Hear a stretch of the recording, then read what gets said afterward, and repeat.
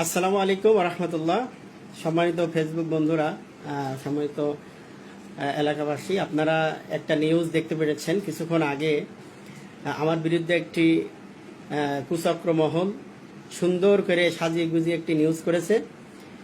আপনার দেশ টিভি নামের একটি সাংবাদিক, কথিত সাংবাদিক, যে আমার গ্রামে, মানে আমার নিজের গ্রামের একজন প্রবাসীর সাথে আমার কুসম্পর্ক, অবৈধ সম্পর্ক, তো সেটা আবার আমাকে ধরার কারণে আমাকে তারা মারধর করেছে, বিভিন্ন কথাবার্তা তারা লিখেছে।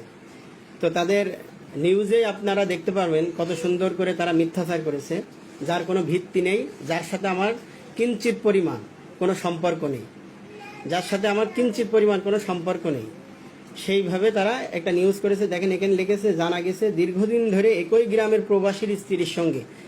দীর্ঘদিন ধরে একই গ্রামের প্রবাসী, কোন প্রবাসী, সে কিডা, কার, কোন কোন সে আছে, যে আপনার হচ্ছে যে তার নাম কি, তারা সেটা উল্লেখ করেনি।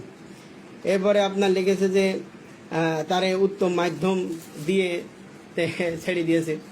তো এই ধরনের নিউজ, তারা বানোয়াট নিউজ, তারা তাদের মন গড়া নিউজ তারা করেছে আমার বিরুদ্ধে। একটাই কারণ আমি ফেসবুকে অন্যায়ের বিরুদ্ধে প্রতিবাদ করি, আমি সর্বদা অন্যায়ের বিরুদ্ধে লেখালেখি করি। সব সময় আমি চাঁদাবাজ, ধর্ষণকারী, তারপরে বিভিন্ন লুণ্ঠনকারী, দখলদারীদের বিরুদ্ধে লেখালেখি করি। তারই প্রতিবাদ করার কারণে আজকে আমার বিরুদ্ধে এই ধরনের নিউজ তারা ছড়িয়েছে। এবং একটি দল দেখবেন যে এই নিউজ করার সাথে সাথে তারা এইটা প্রচুর আকারে শেয়ার দিচ্ছে। তাদের উদ্দেশ্য কি? তাদের উদ্দেশ্যটা কি? তারা মূলত আমার মানহানি এবং আমার প্রিয় সংগঠন বাংলাদেশ জামাত ইসলামীকে 1 নম্বর সুন্দরপুর দুর্গাপুর ইউনিয়নের ভাবমূর্তি নষ্ট করার জন্য এবং আমার দীর্ঘদিনের সাংগঠনিক ক্যারিয়ার নষ্ট করার জন্য তারা একটা চক্রান্ত করেছে। আমি এর তীব্র নিন্দা ও প্রতিবাদ জানাই।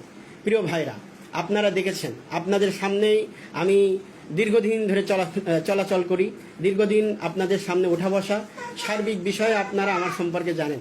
আমি একটি ব্যবসা করি, আমার ব্যবসায়িক প্রতিষ্ঠান সিন্দাহ আমতলা বাজার, যেখানে আমি সর্বদা থাকি, সর্বদা সকলের সাথে আমি মিশে চলি। একদল কুচক্র মহল এই বিষয়গুলো, আমার এই লেখালেখি এবং আমার যে ব্যক্তিত্ব, এই বিষয়গুলো তারা ক্ষুণ্ণ করার জন্য, তাদের এইটা আমাকে মানহানি করার জন্য এই ধরনের লেখা তারা লিখেছে। আমি খুবই দ্রুত এই যে কয়টা সাংবাদিক এবং যে কয়টা নিউজ পেপার তারা আমার বিরুদ্ধে এই মিথ্যাচার করেছে, তাদের বিরুদ্ধে আমি মানহানি মামলা করব এবং তাদের বিরুদ্ধে আমি সরাসরি আইনি যে যে ব্যবস্থাগুলো আছে আমি সেই ব্যবস্থাগুলো গ্রহণ করব। প্রিয় ভাইরা, আপনারা বিভ্রান্ত হবেন না। বাংলাদেশ জামাত ইসলামীকে তারা হেই প্রতিপন্ন করার জন্য, বাংলাদেশ ইসলামী ছাত্র শিবিরকে হেই প্রতিপন্ন করার জন্য, ইসলামী আন্দোলনের কর্মীদেরকে হেই প্রতিপন্ন করার জন্য তারা প্রথমে গ্রামে, আমার নিজ গ্রামে তারা একটি দল, একটা চক্র আমার নিজ গ্রামে প্রথমে এটা প্রচার করেছে। এই প্রচার করার পরে তারা এই নিউজে তারা আজকে এটা নিউজ করেছে।